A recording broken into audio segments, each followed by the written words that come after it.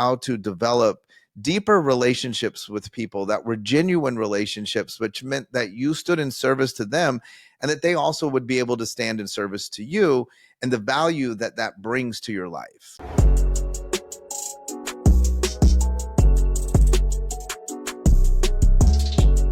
What is up, Growth House family? I have two of my favorite people, special guests for this episode, Shawn and Lacey. Welcome to the Growth House podcast. Excited to be here with you. I'm super excited. Last time we saw each other was at SoFi Stadium. You guys invited me out to be on your podcast, None of Your Business. And it was incredible just walking in the room and seeing like Dan Fleshman, Tulsi Gabbard, I think is how you say her name, Albert. Like, you just had some amazing people there. And I'm not going to lie, I walked in, I'm like, oh my goodness, what am I doing here? So I want to say just, I really appreciate that invite. As you know, I love connecting with people. And one of my good friends now I connected from being there at SoFi Stadium, which is Jeremy Grainsfield, who is the co-founder of Popple. Amazing guy. We've talked multiple times, and he's going to come fly out to Arizona pretty soon. I love that. That's what it's all about. It's making those connections, right? And so kudos for you for showing up and being in our hot seat. And now we get to, I guess, return the favor. Yes, let's do it. So I like to start off by, people probably know who you are, but what's something that people who do know who you are and a little bit about your history, what's something fun? What's a fun fact that most people will not know? I don't know. Like, what do you mean a fun fact? Yeah, what's a fun fact? Give me like give me a passion that you do on the side, or something like fun that maybe about your relationship that no one really knows. It could be anything. He's like, we're gonna put you, not the hot seat. This is the fire seat. Tell me about your relationship. Okay, well, let's start with passions, because I think that's really easy for us to talk about. Specifically for me, like, I love to cook more than anything. It's the Italian in me. Like, I love people in my kitchen, around my table, cooking from scratch, and seeing them light up and be happy with the food that I feed them. And so that, if I could do that full time, I would. And I actually recently have been kind of on a journey of self-discovery. And part of that process was just admitting to myself and giving myself permission that once I step out of what I'm doing currently, I want to go to culinary school. And so, little fun fact about me, I feel like I'm a good cook already, but would love to really dive into that world a little bit more. And who knows, maybe I'll go do it in Europe. Ooh, Shawn, there's only one right answer. Is she a good cook? Oh yeah, she's amazing. She's absolutely, yes. But that's in all honesty, everybody loves her food. She does love cooking. I think that's a key, right? You cook with a passion, you cook with love. She can literally cook anything, and she's being vegetarian. She makes an incredible prime rib. She makes amazing chicken wings, and she doesn't eat half the stuff that she makes. I've never tasted. She's never I guess even that's a fun fact. tasted it. Yeah. For me, my passion amazing. is golf. If you're watching, I'd love to challenge Ryan Pineda. I'm gonna pick Michael Chandler as my partner, and we'll take on Ryan Pineda and Gaethje. He can have Gaethje. Love to get those two out on the golf course and take a little money off of them. One thing I will say too, you asked about the relationship, and I know that we're kind of diving into this topic a little bit, but actually, I think that one of the biggest compliments that we got about a month ago, we were on an airplane with Tim Story. He was sitting a couple rows ahead of us. And Lacey was like, "Hey man, I think that's Tim's Story in front of us. It looks like the back of his head." The back of his head." And I was like, I'm not going to say anything. And so then he got up during the flight. It was a flight from Charlotte to LAX. And he got up and it was him. And I was like, "Hey, what's up, Tim?" And he came back and he talked to us like, "What are you doing? Where are you going?" When we landed at LAX, he got off and he was gone. And Lacey and I were standing at baggage claim waiting for our bags. And we were just standing there laughing, cutting up. And then Tim came by and he was like, "Hey guys, so you guys going to SoFi?" And we were like, "Yeah." He said, "Well, maybe I can stop by." And we were like, "Yeah, let's connect." So Tim ends up coming by. He's like, "I want to jump on the podcast with you guys." We do an episode with him. Tim is one of the few people that's been on our podcast twice. So he was on it again. And then he pulled us aside and he said, you know something, I just want to share something with you. And Tim, he works with a lot of celebrities and athletes and a lot of people of a lot of influence and notoriety. He said, when we got off the plane, I was observing you guys from the other side of the airport. I wanted to see you guys. And I was observing how you guys were just cutting up and laughing and you were genuinely happy. And he says, I've been thinking about that in your relationship. And he goes, that's quite rare. Most of the time that you have a relationship that gets any sort of public views, that it's usually manufactured, it's a certain way, and then you meet them in real life and they're completely different. And Tim was like, I was really impressed that you guys, when you didn't even know that anybody was looking at you in LAX, that's who you are. I would say this, that like, I don't know that there's like a lot of like, hey, I bet you don't know this about us, because we're pretty transparent. We're transparent with our business. We're transparent with our relationship. Our relationship is not perfect. Oh, no. Our business is not perfect. Nope. But that's, I think, is the thing. Like, so many people just want to show only the good parts of their lives. And I wouldn't be with Lacey and I'm sure vice versa if it wasn't great, but that doesn't mean it's always great. That doesn't mean it's perfect. Yeah, it's had difficult times, and I think that's part of the deal. And even just right now, sharing that, like, I mean, we're transparent. It's not perfect. It's a rough road in both areas, personal and business. I'm so glad we're talking about this, because I feel like the episodes that we do like talk about relationships, people love those, because as entrepreneurs, as people who are, highly ambitious, I feel like we, especially early on, put all our focus on the finances, on the business, and forget a lot of things. It could be health, it could be fitness, it could be relationships for a lot of people. And so actually talking about this type of stuff, people really relate to. So I want to actually ask you, how'd you guys even meet? This is a fun story. Actually, it's not as fun as it could have been, I guess, is the way that I would say it. That would have been fun. It would have been more dramatic. Okay, so Shawn was my teacher. Okay, this is getting good. Okay. I like this already. But it wasn't like one of these middle school. Like, no, it wasn't middle school. It wasn't one of these little like, romance novels that people watch and it's like this crazy love story. We actually didn't start dating until over a year after I graduated, or about a year after I graduated. But that's how we met. But that's how we met. It was we're both chiropractors by profession, and I was in chiropractic school.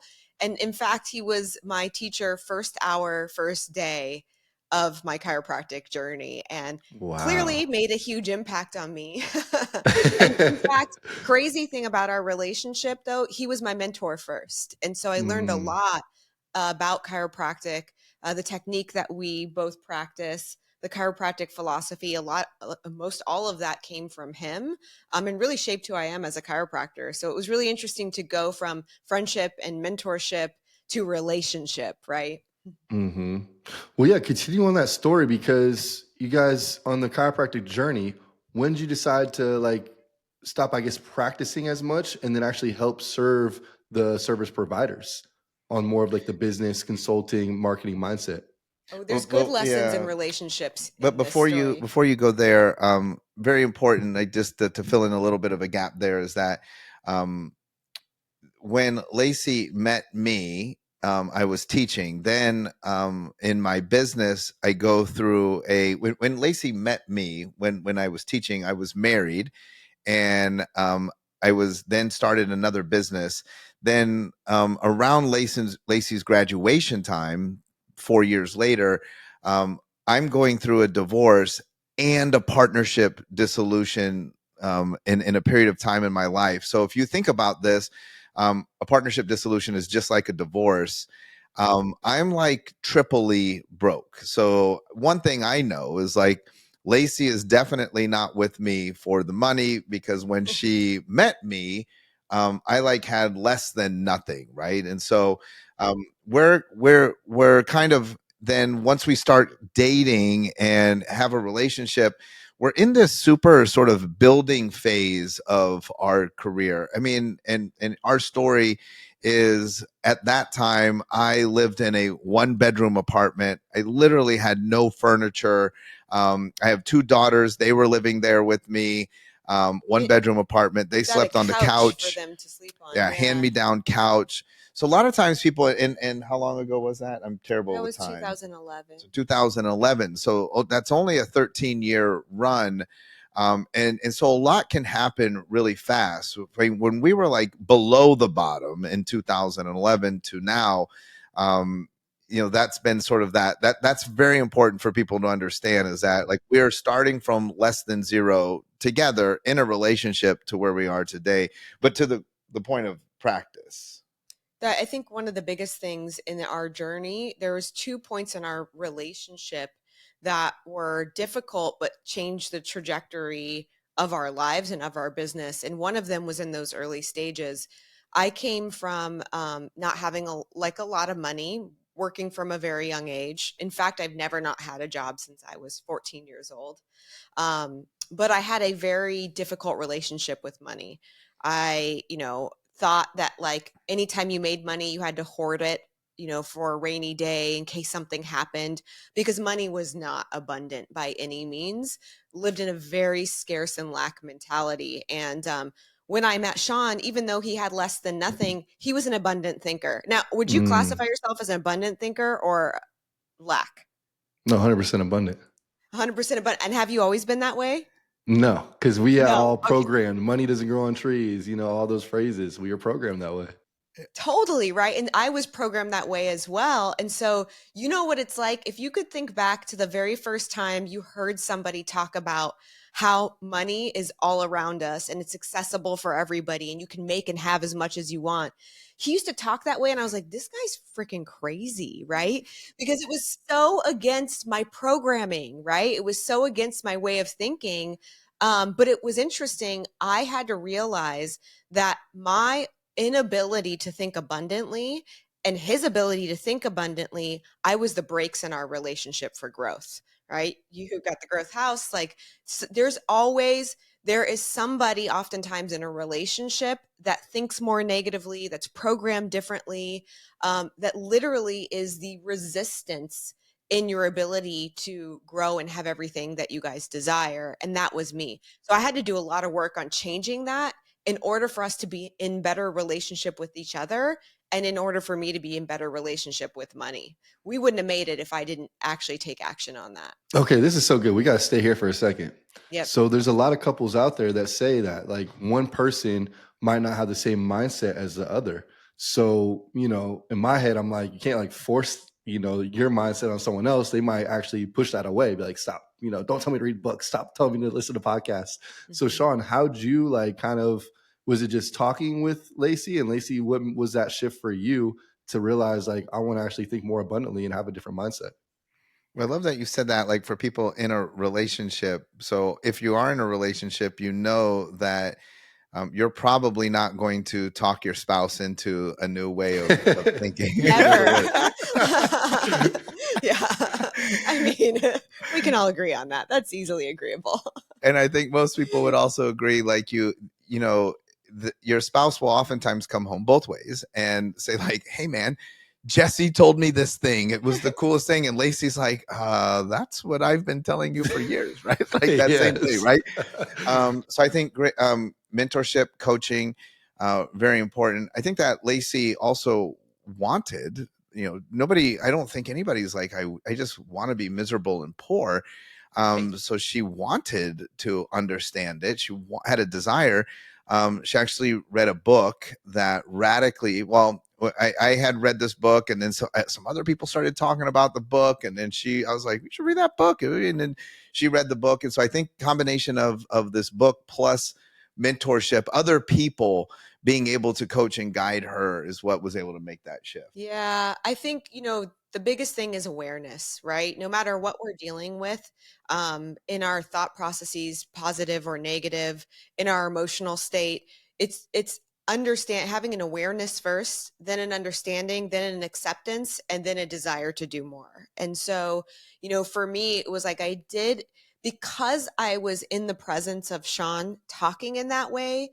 Finally, in my life, I had what I considered contrast. Oh, there is a different way of thinking, right?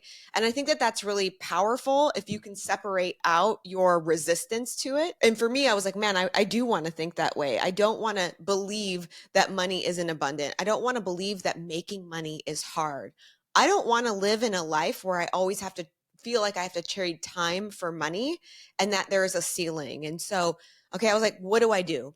And so people started talking and telling me about this book. For everybody listening, I have recommended this book to hundreds and hundreds of people, and it has changed their life. It's called The Little Money Bible by Stuart Wilde. The reason I like it is because it is little, it's small, it's fast to get through, and it has a ton of information in there that will challenge your way of thinking and challenge your programming if you thought like myself or if you thought like Jesse.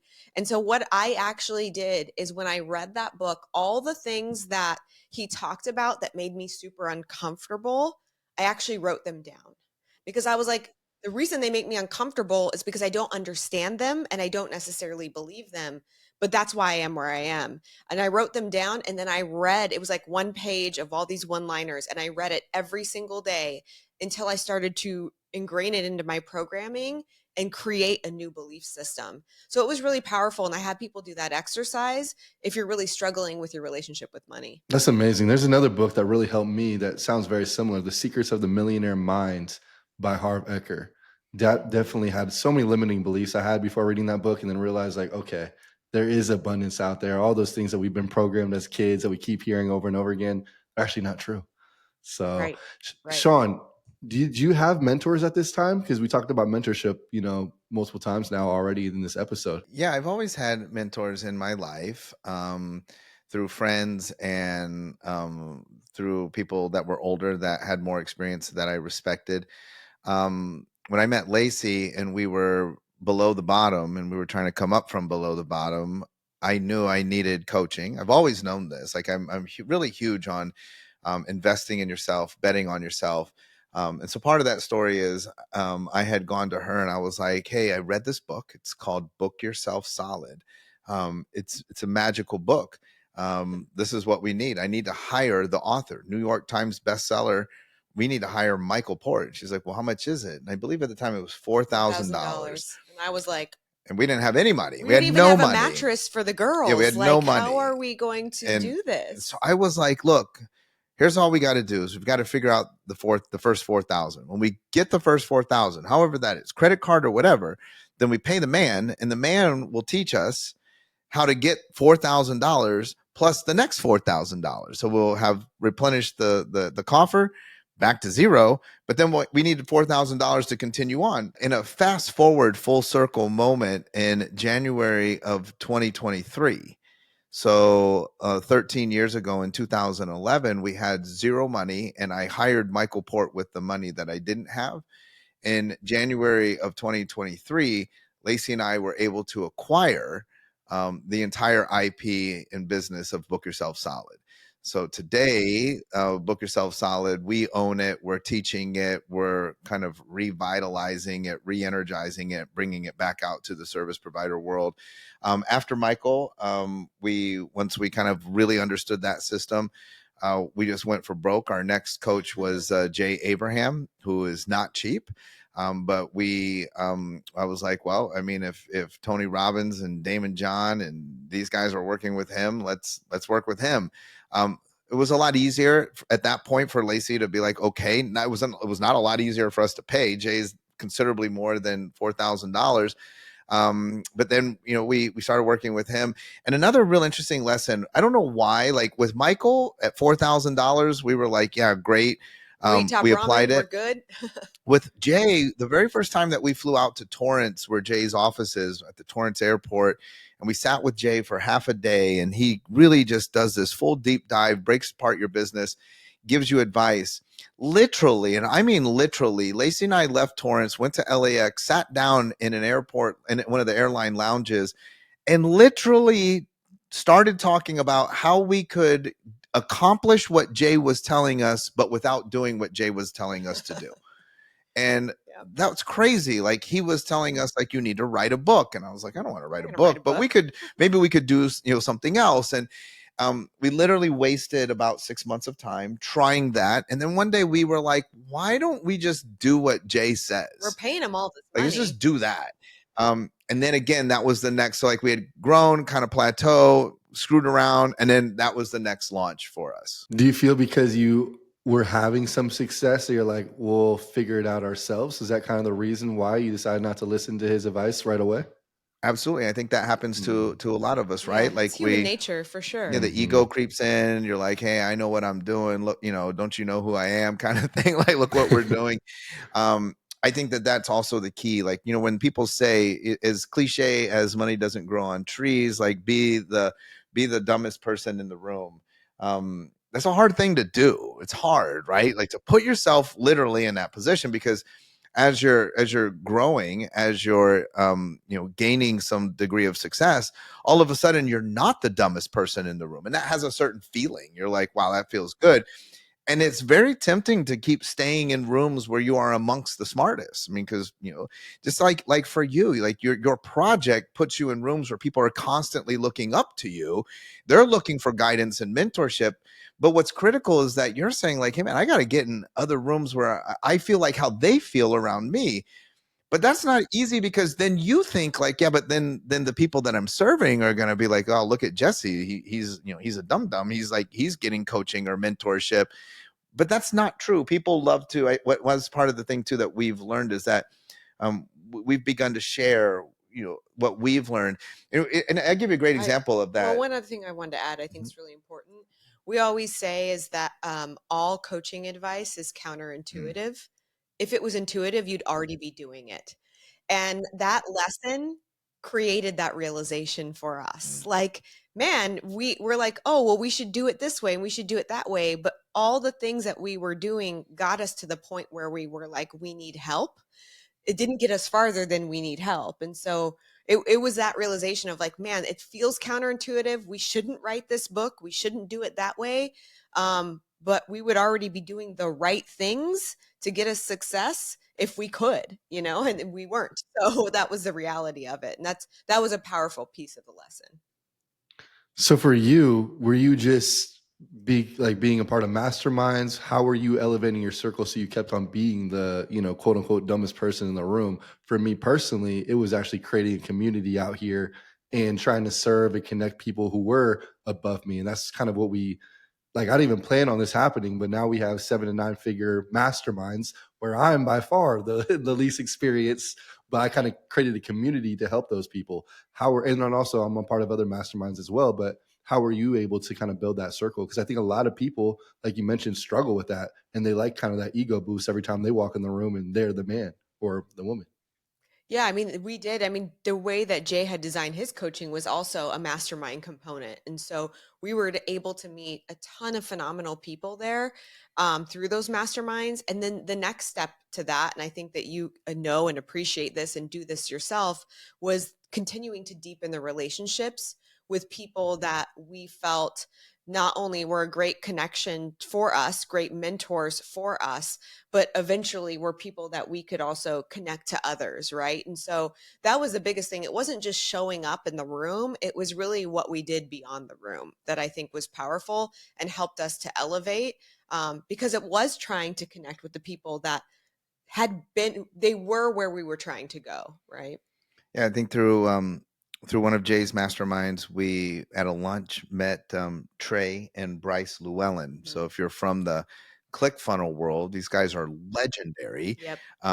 We didn't know who they were. We're not from the ClickFunnels world, and we were just sitting next to them at lunch, and we started talking, and they were like, "Hey, man, maybe we could collaborate. We could do some stuff together."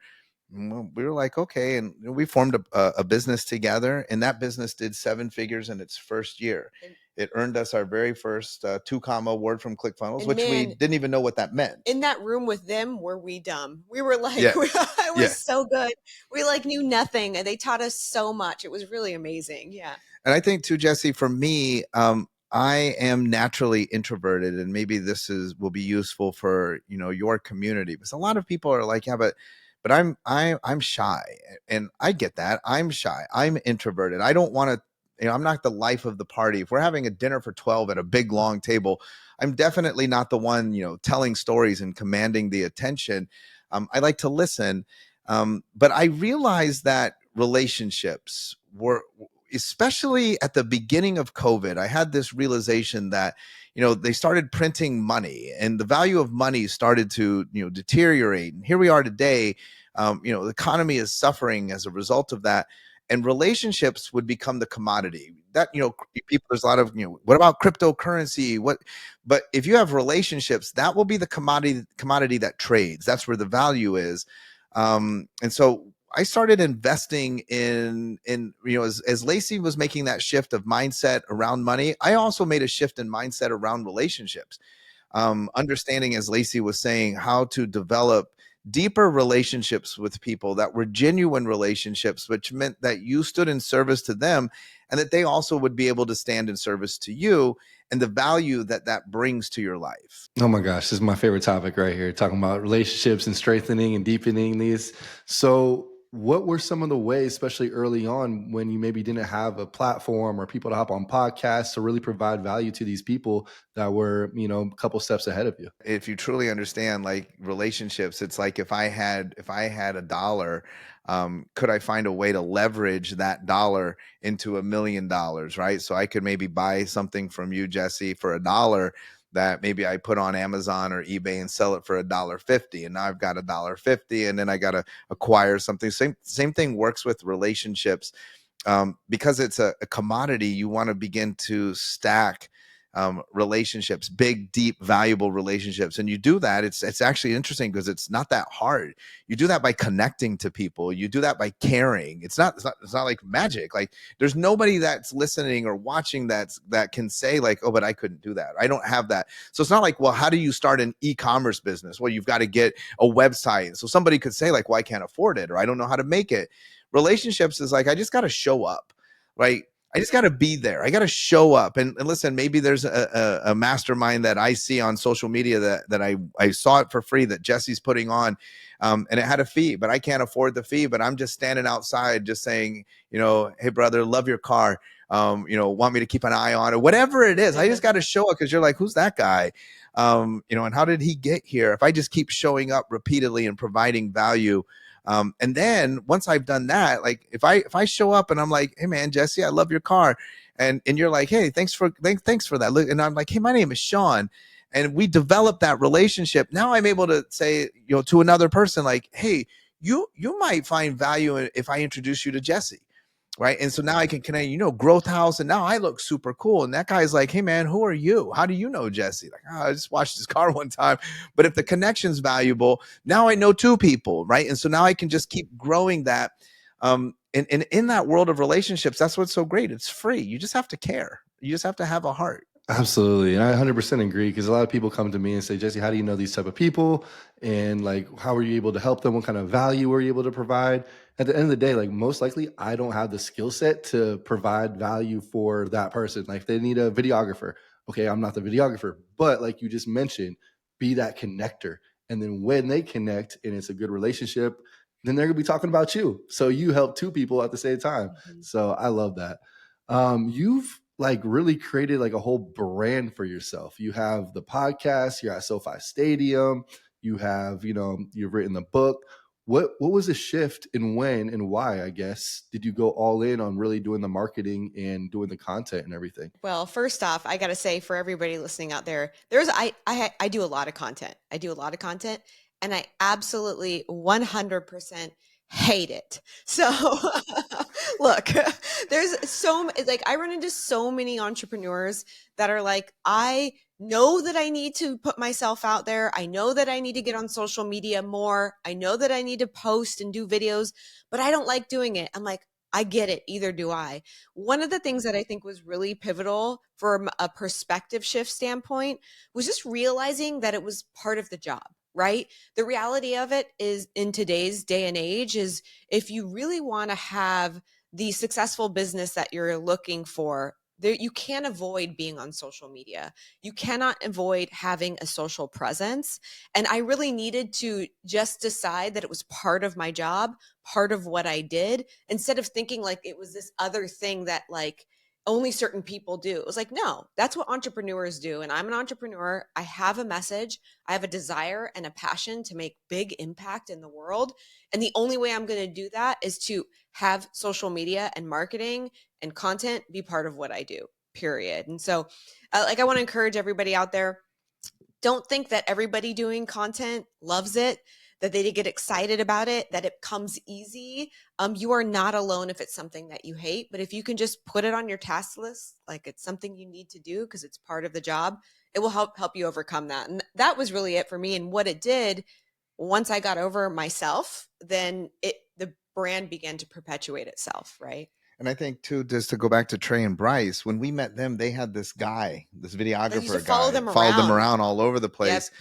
And it was actually Trey that told us, like, hey, you guys need to hire a videographer. And we were like, well, we're not making a movie. Like, so I would say when you want to know like the win is, then we were like, okay, well, we'll try it. And that was when we hired James, who does all of our content. Shout out James now. Lewis. That's Lewis. Right, James Lewis. And one of the things I want to say too to people is that there is a difference between content creation and content capture.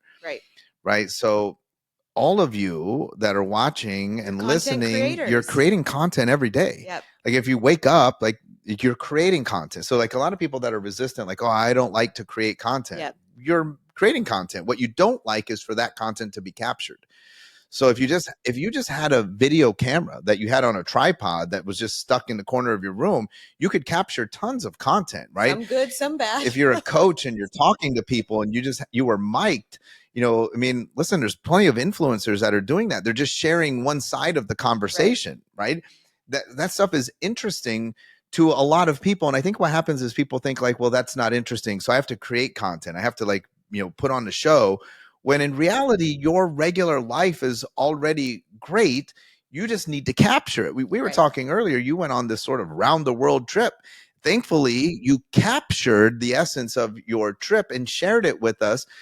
I don't think for a minute that you were like fabricating it, because that would be creation. I think if you were like thinking in your head, oh, just capture. Now I need to have a shot from Portugal. Let's go there. You were just doing Jesse kind of things, and you are letting us in on it because you were capturing. And I think that people, if they could view it that way, it might take a little bit of the edge off of it. I love that shift of, the mindset and perspective there. Because, if I was trying to do something that wasn't just my life, I would get burnt out. it would suck.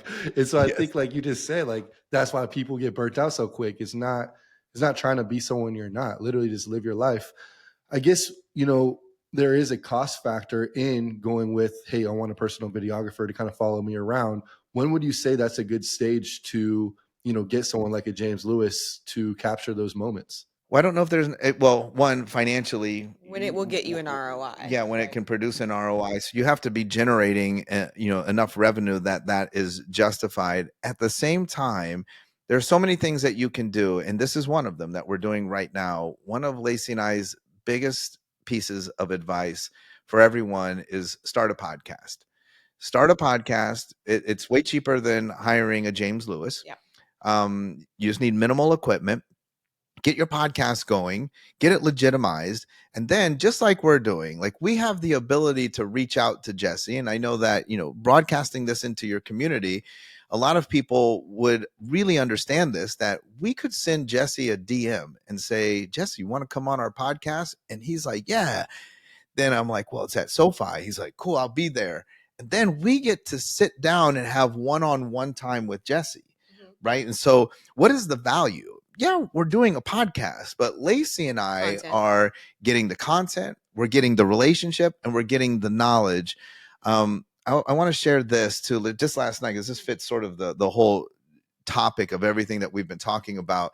We were with one of our mentors, Dave Steck, amazing guy. Recommend everybody look him up if you could ever have an opportunity to hear him speak or intersect with him. Gold bars than anybody I've ever been around. Just you're like, all the time. So just at dinner last night, he goes, Shawn, you know that there's 3 types of arbitrage. And I was like, no, what do you mean? He goes, well, everybody knows financial arbitrage, right? You raise money at 6%, you lend it out at 9%, financial arbitrage. He goes, then there's education arbitrage, and then there's knowledge arbitrage. He goes, the most important one of those is knowledge arbitrage. And Dave is literally a family office, huge financial success in his life. And he's like, I've only ever read 2 books in my life. I've only ever read 2 books in my life. But I don't have to read books. You know why? Because if I wanted to know about, how am I going to, leverage properties? I want to do something like in the real estate space, and I want to have an entrepreneurial side to it, and I want it to cash flow. Rather than read a book about it, I could just call Jesse. Right? If I wanted to know, like, how can I build my social media, rather than take a course or read a book, I could call Dave Meltzer or any number of people I would reach out to. And he's like, if you understood that, so that brings that full circle: mentorship, relationships, and now knowledge arbitrage. And then he said, listen, if you like that, what I just told you, then you would arbitrage that. Maybe you would make a course. Maybe you would start teaching this. And I would say the same thing. And I always say this, just make sure you give credit to Dave Steck, right? But if you're hearing this on the podcast and you're like, whoa, knowledge arbitrage, I could make a lot of money teaching that to my friends, my colleagues, the designers in my co-working space. I'm just going to charge them money for that. That, by definition, that's knowledge arbitrage. And that is probably the biggest thing that we can do as entrepreneurs, is to understand that. So having a podcast, pure knowledge arbitrage, because we sit down with people like Jesse and Albert Preciado and Tim Story and all of these amazing people that share their knowledge with us one-on-one for free. And then we're able to go out and leverage that in what we're doing, coaching, teaching, etc. I've never heard it that way with knowledge arbitrage. I love that. I'm going to definitely start using that. Use it. Yes. Use it. Dave Steck, he has all the great one-liners and great bombs. Mm-hmm. So there's another Dave, Mr. David Meltzer. How'd you guys get connected with him? Because he's a reason that I even know you two. Yeah, so we put on events every year, and probably about 4 years ago, 2021, I believe, 3 years ago. So in 2021, he spoke at one of our events. And I always joke, David's model is he has all these shows on LinkedIn, on Instagram, all these shows. We do one with Dave every Tuesday. It's called Get Book Solid. And it's in Dave's world, it's kind of like the minor leagues, right? So we were allowed to be on one of the minor league shows, and he was testing us out. We just kind of hit it off. And so I was like, hey man, you should come speak at my event. And he was like, okay. I got charged full fee for that first event, and I was like, all right. But here's the thing: at that event, and I'm not knocking any of these people, but we had big names. Patrick Bet-David was there, John Rulin, rest in peace. Tons of big name people there. And Dave showed up at the very beginning and stayed, then spoke, and then stayed. And most speakers that are being paid, they show up, they speak, and they leave. Yeah. Not Dave. Yeah. He was there the whole time. And I was like, wow. This guy's different. Like, he's definitely in alignment with how we treat people and how we create relationships, right? And so it was really powerful to see him interact with our community and just give of himself, give knowledge, give information, make connections. And we were like, this is like how we are. So we felt immediately connected to him, and the rest is history, essentially. Yeah. We've traveled the world with him, and now we do podcasts with him. We have businesses with him. But it was because we were in alignment with the way that we do things. Yeah. Something that several times that I've met Dave, he has an amazing ability. If you talk to him, he doesn't, there's no one else he's looking at. He is solely focused on you and making you feel like you're the only person in the room. And I think that is a superpower that he has. And also he's just energized all the time, which I don't understand how he does it. Like, I see him when I'm waking up, he's already on live, and then he's, going to bed later than I am. So he's got some superpowers right there. It's probably all the meditation that he does. But Dave is someone that I just admire a ton. And so it's really cool seeing you guys always, connecting with him. Another person you guys are connected with, Michael Chandler. How'd that relationship form? Well, David Meltzer is actually one of the people on his team. Yep. One day came to me and was like, hey, have you ever thought about maybe having Michael Chandler speak at one of your events? And I mean, I knew of him. I was like, I literally answered like, the fighter? We were like, what? The fighter guy? Yeah. And they were like, yeah, think about it, Shawn. It's going to be great because same thing. It was something that we call marketing by association, right? Actually, as we're having this conversation, there's a couple pieces that are out there, a couple reels of a conversation that I had with Michael that have hundreds of thousands of views because of timing and association. So it benefits me, but I know that people are trying to watch Michael. It has nothing to do with me. So I was convinced. They said, listen, so you're going to have him at your conference. People will share this. This will be really good for you. Like, all right, we'll give it a shot. I met Michael at the event. I see him over there, and I walked up to him and I was like, hey, Michael, my name is Shawn. Just wanted to get an idea, like kind of what did you want to talk about? The event was called Money Matters. So it's an event that we do for entrepreneurs that's financially bent, right? It's about money mindset, money management. And I was like, I don't know what the fighter guy is going to talk about. And he said, Shawn, I want to talk about how I lost, how I did not win a fight for over 600 consecutive days and the mindset that it takes to bounce back from that. And I literally, and I just recently asked him, I literally looked at him and I was like, oh, you're going to be fine. And I turned away, I turned around and walked away.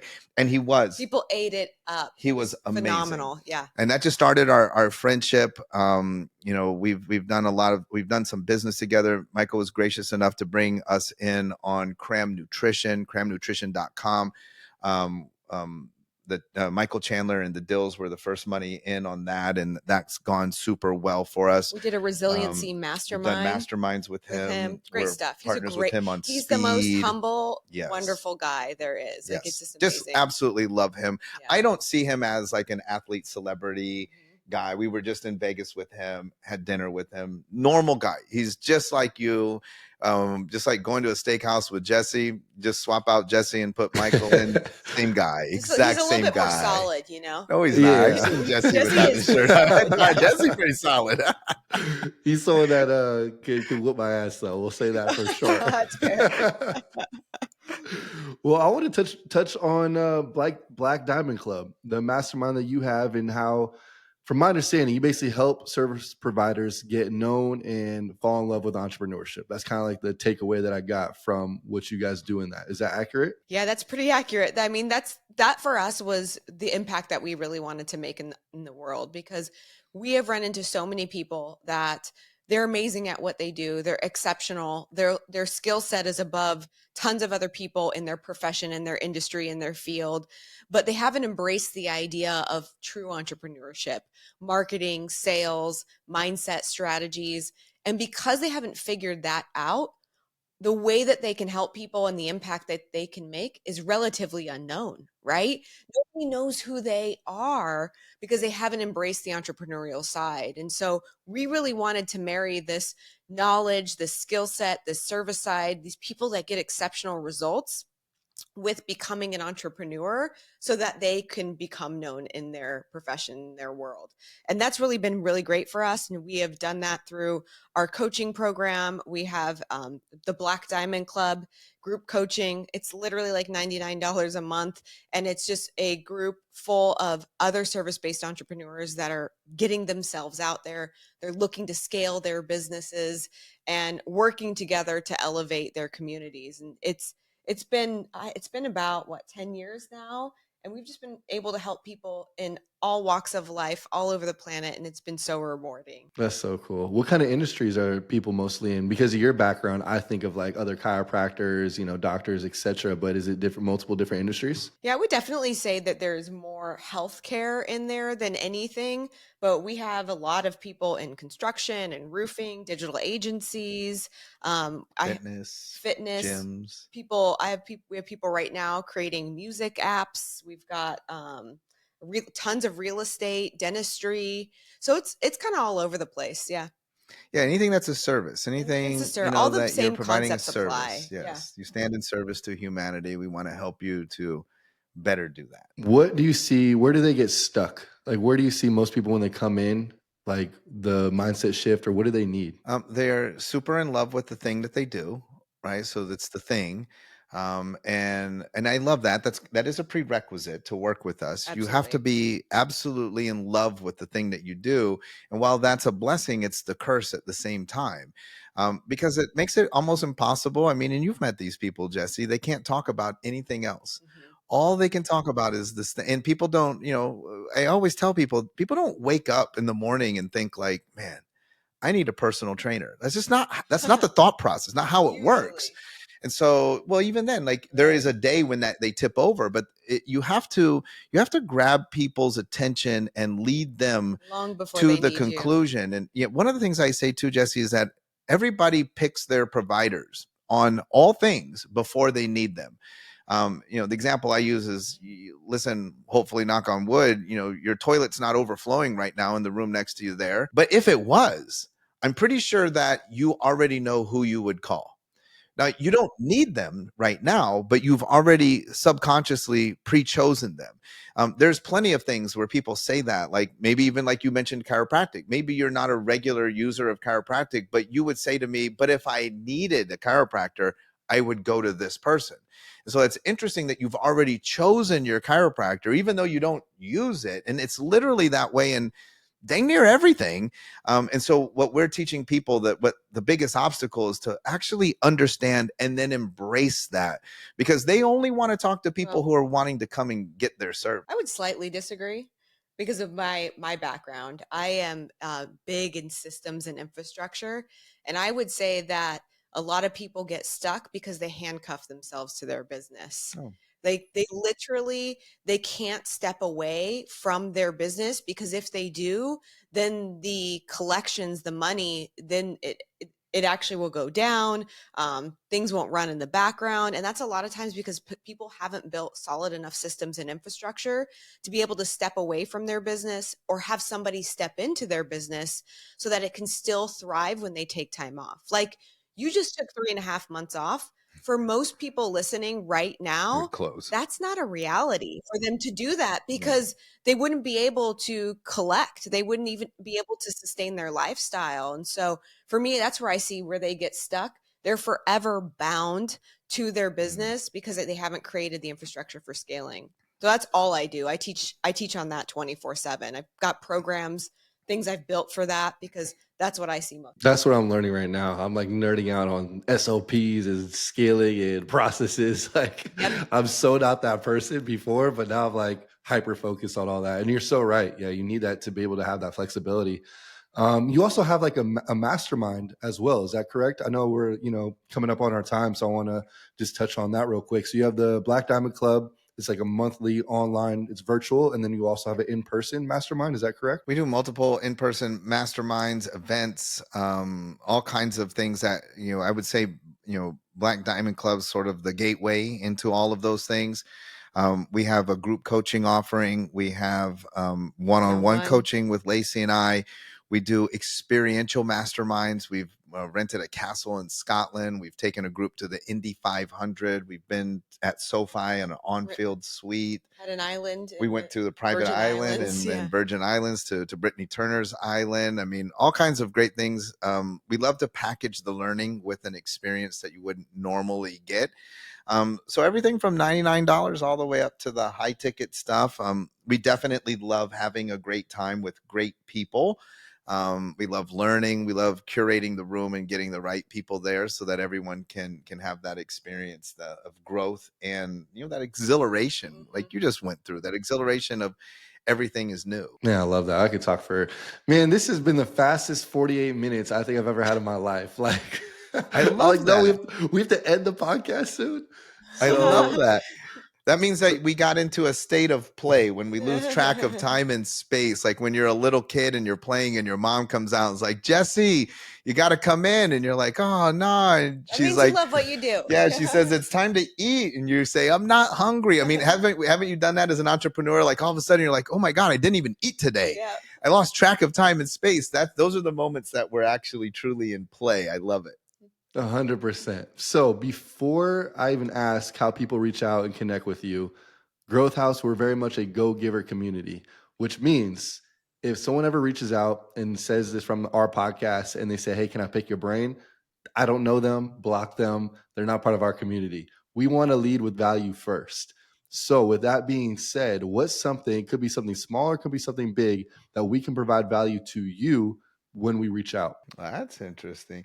I know right now where I am, just because off of top of mind, I am setting my, and there's nothing too small, nothing too big, but I'm setting my speaking calendar for 2025. I have 5 commitments and I would like to add 4 more. So if you have a group, we can talk about Book Yourself Solid, fundamental basic blocks, but building blocks of how to get book solid, marketing, sales, money mindset, working with your spouse, any number of those topics. But if you have a lead or you have an event and you'd love to connect with me, hit me up. I'd love to get you in touch with our team and work something out. And I would say for me, we just officially launched our longevity franchise where we do regenerative therapy, hormone replacement therapy, IVs, you name it, functional medicine. And so I would actually love support in that area. So if you follow me on Instagram, Dr. Lacey Book, eventually we're going to have the launch of our podcast that supports that brand. It's called Age Less. And it's me and my business partner. It's kind of a women led biohacking longevity podcast. So I want people to follow me on Instagram. So when that launches, I can get some listeners. You can bring Jesse on. He looks great for 60. I know he does. I was literally about to ask, is there any hair transplant? Like, is that something coming up? Yeah, we got to go. We got to get you to Turkey. Yes, let's do it. So one more time, best ways to reach out to you guys. Lacey, you just said your Instagram. Say it one more time. At Dr. Lacey Book, LACEY, Dr. Lacey Book. And I'm at Dr. Shawn Dill, but also just email me, Shawn@blackdiamondclub.com. I love that concept, but listen, even if you're like, shoot, I can't help you with anything speaking, that's okay. You can find whatever it is that you want. I respect the values of the group, but also don't, one of the things I always say, Jesse, I've never seen anybody become ultra successful. I've never seen anybody become a multimillionaire just listening to podcasts. Never seen it. It doesn't happen. So if you're listening to this podcast and any of this is speaking to you, you've got to reach out. This is the first one. Action. You take action. You reach out to the guest. You reach out to Jesse, because Jesse's content's great, but just listening to Jesse for the rest of your life in your headphones, that's not going to do anything. You got to actually do stuff. So might start with an email, might start with a DM, however you do it. We respect that too. We know that you even just having the courage to take action, that's that first step in getting you on your path to what you actually deserve in life. 100%. Some of my best friends are from DMs when I listen to them on podcasts. And so This is what I would do. If you don't have anything that you're like, oh my gosh, I don't know how to provide value yet, listen to this podcast and say, hey, Shawn, I just listened to the podcast. These are 2 takeaways. And that's enough. That's enough right there. So, man, our whole motto is you become who you surround yourself with. Shawn and Lacey, it's been an honor just to hang out with you guys for another 50 minutes. And I'm excited about everything you guys got going on and excited to really strengthen and, see you guys again. Absolutely. Well, we love and appreciate you. Yes, we love you, great. Jesse. Anything we could do to help Growth House or Jesse, you just let us know. You hit us up too. Love it. Growth House Podcast. Amazing guest, Shawn and Lacey. Jesse Ray is your host. We'll talk to you guys soon.